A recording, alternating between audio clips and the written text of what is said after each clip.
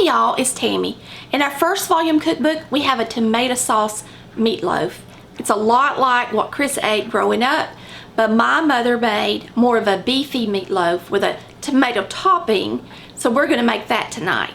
So these will not be in one of my cookbooks until I come out with my third one, just giving you a heads up, but let's get started. We're gonna start out with 1.5 pounds of ground beef. And this is not ground chuck, it's ground beef. So it's gonna have some fat in it, okay?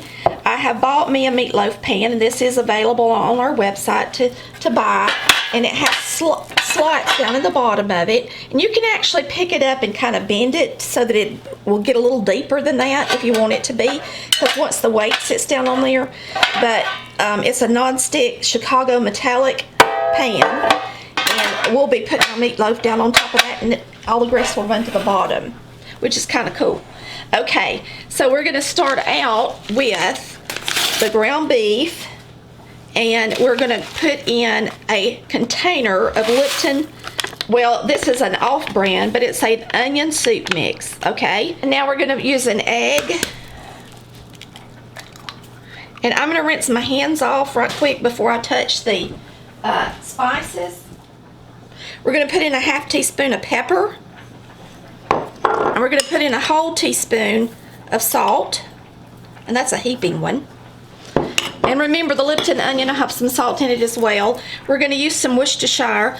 Worcestershire. Some of y'all get on to me for the way I say that. How are you supposed to say it, Chris?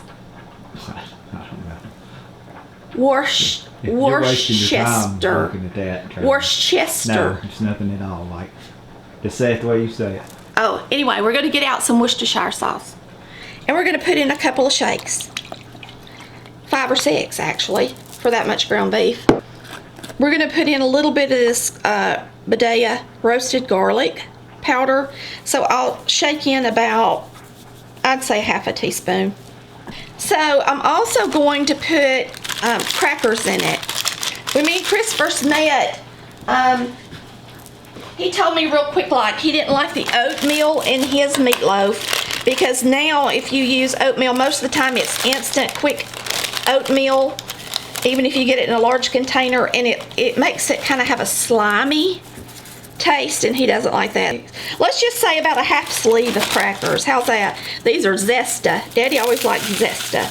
Just saltines, okay?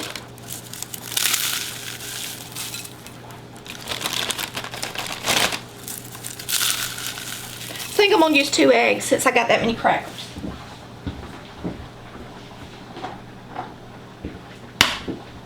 And the only way you can mix up a meatloaf and do a good job is with your hands. And if y'all want to take the time and try to do it with something else, you can go ahead, but I'm just gonna tell you, nothing works better than hands for meatloaf. And a lot of different things, really. So you're going to want to really mix this in there good.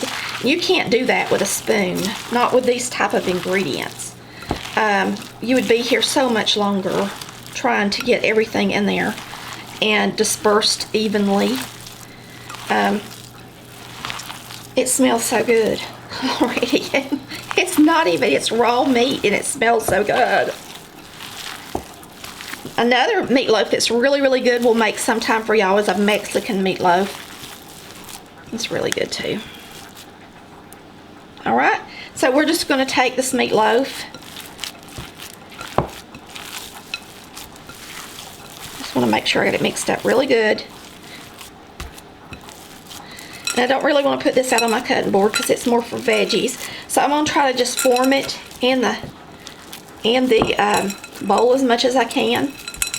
And if you want to get out a plate or something to put it on and form it on it, you can.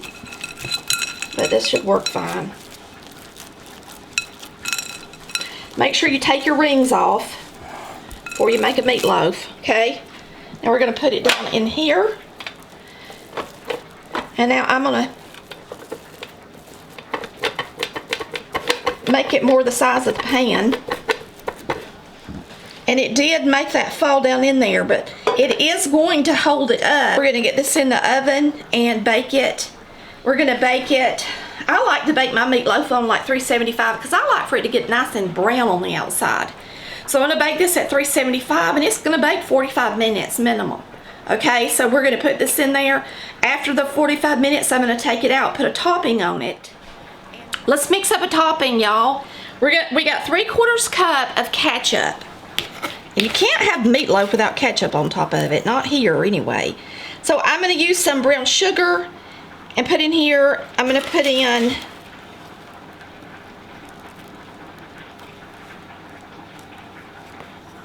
three tablespoons of brown sugar. Whoops. So it's a tablespoon per 1/4 cup of ketchup. That way you can reduce it or make it bigger if you want to. And this is a 1/2 teaspoon of onion powder. So it's not got salt in it, y'all. Remember that. Onion powder. Just a 1/2 teaspoon. Just enough to give it just a little bit of a good flavor. Ketchup's already got spices in it. So putting that 1/2 teaspoon of onion powder and that sugar in there will just make it glaze and be really, really good. That's it, y'all. Yummy. Okay, y'all, take a look at the way this pan works. You can see the oil's in the bottom instead of it sitting in the oil. And this was the cheaper ground beef. I'm going to lift it up and kind of let you take a look underneath it. And look, your meatloaf is nice and formed. Okay, so I am going to put the topping on it. That's a really cool thing. I think that was the neatest pan. And I found that when I was looking for cookware to go on my website, and I loved it so much I had to get me one. I thought that is the coolest thing ever. But this should be plenty of topping for our meatloaf. It's really too much, but we'll use it anyway. So if you had a 13 by 9, this would probably be enough for even a 13 by 9. It's really so much I can't even put it all on here. Okay.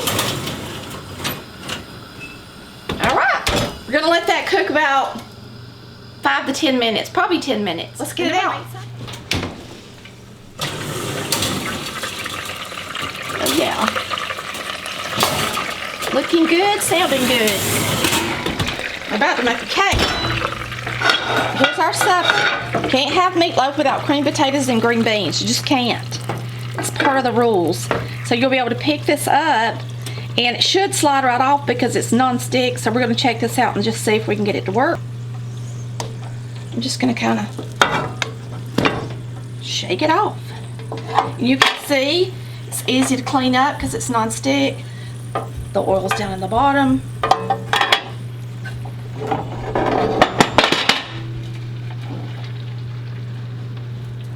All right, let's serve it up. It looks real pretty.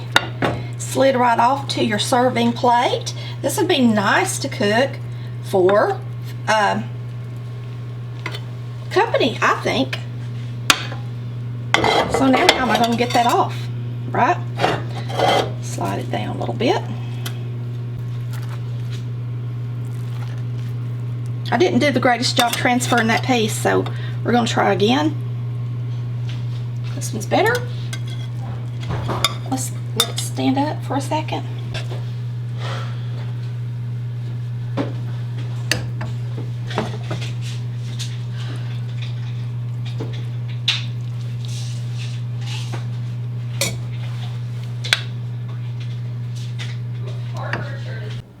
Okay, Tammy has got me tasting it.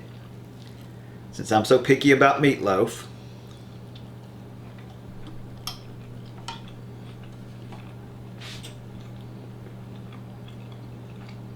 I like it because there's no oats. It's very meaty. It has a really beef flavor. And then the ketchup on top of that brown sugar and stuff is really good. It's very good, very tasty. And it's going to make great sandwiches too. Yes, it is. This is how my mama made meatloaf. My mama. I may eat all that. You like it? I don't think it's too salty. Chris loves it, y'all. He loves it. He said he might eat it all. Thanks for watching Collard Valley Cooks, where we cook like Mama did. Yummy yum.